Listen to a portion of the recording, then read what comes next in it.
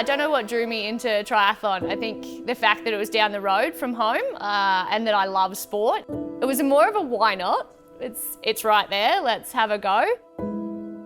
I had no idea what the sport was prior to rocking up on race day. I had a mountain bike at the time and a pair of joggers and a sports bra, and I was like, all right, let's go and have a go. And it all went from there, and I never anticipated to do that race and be hooked just as much as I was. Yeah, that race day down there at Yungaburra just changed everything. It all started from there. I was born and raised up here on the Tablelands, so I grew up in Yungaburra, and it takes you about an hour and 20 from the airport in Cairns to get up here. I moved away after high school like so many did, and I think that time away made me really realise how much I love it up here and how much this place is home. I think I tried every sport that this place had to offer somewhere throughout primary school and high school. I think I had sort of 5 nights of the week I was playing a different sport. Other weekends was racing cars with Dad. He taught me a lot, which was great, so I had lots of opportunities. I think when I first started triathlons, Dad was sort of like, what is this sport? Like, I don't get it, I don't know why she loves it. And then he came to a race and was like, all right, yeah, cool. And so he's one that he will drop everything and come to a race.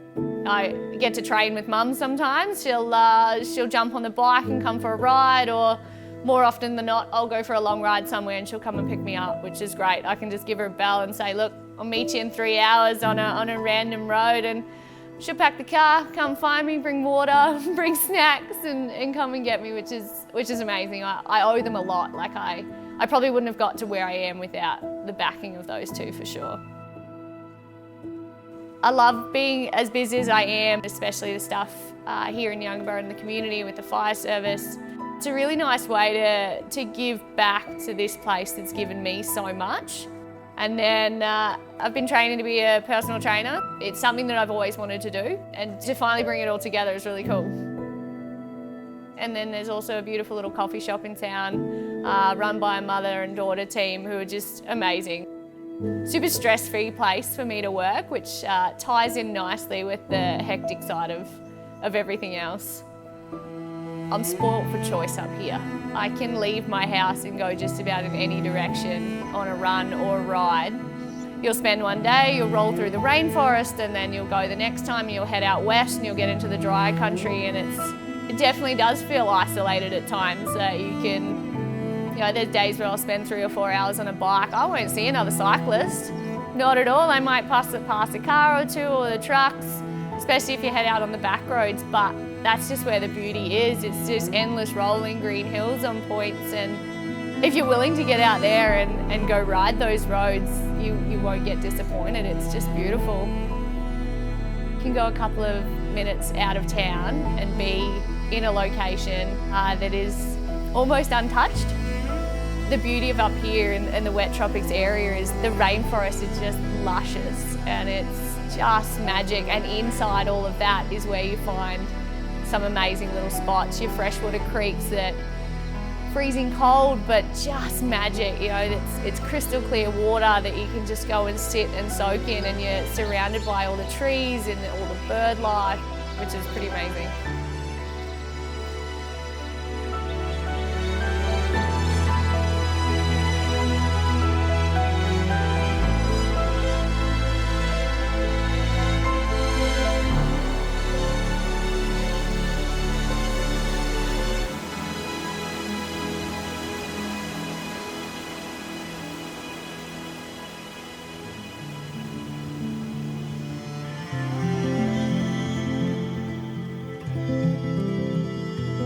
There was a lot of days where it was, especially when I did some Ironman training, it was 6 hours on a bike. I didn't know anyone else that wanted to go and spend 6 hours on a bike, let alone, an hour or two on a bike. So I knew the fact that if I wanted to train for it, it was just going to be me. And that was definitely in the early days, and then it's definitely started to change around the area now, which is amazing. Most of my week is still solo training, but having that opportunity, whether it's 2 or 3 sessions scattered throughout the week where I can meet up with a bunch of people and go for a ride or run, It's just a really nice way to split the week up, and it's a really nice way to enjoy what I already enjoy, but with some others that love it as well. There's no traffic lights in town, which is great, but there's other things that sort of stop you along the way. I've herded sheep up one of the back roads unintentionally, and then every now and then you'll come across the cattle and they'll be heading in to get milked or coming out of being milked, and it's not something you see every day. It's definitely unique for up here, but you just gotta hang out, let them go past.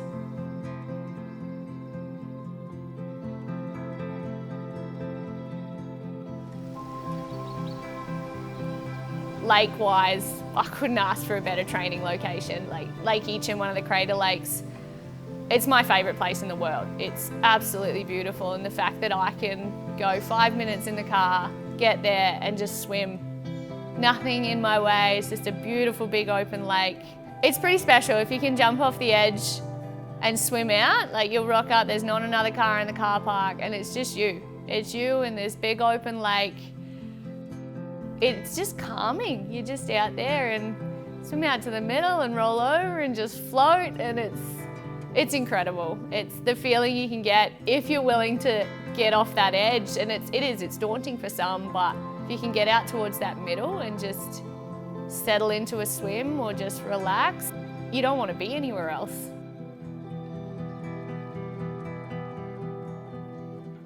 The area up here, it has so much on offer, and to me, you come up here, you spend a couple of days, you're gonna see so many different things. And I think what it is up here, it's unique. I mean, you get to swim in an old volcanic crater lake for one. The next day you might be out on a bush track cruising through some of the old railway tunnels and railway tracks that are up here. And basically for me, what's not to love? I mean, this area is just stunning. On the ground, from in the air, any way you look at it, it's just beautiful.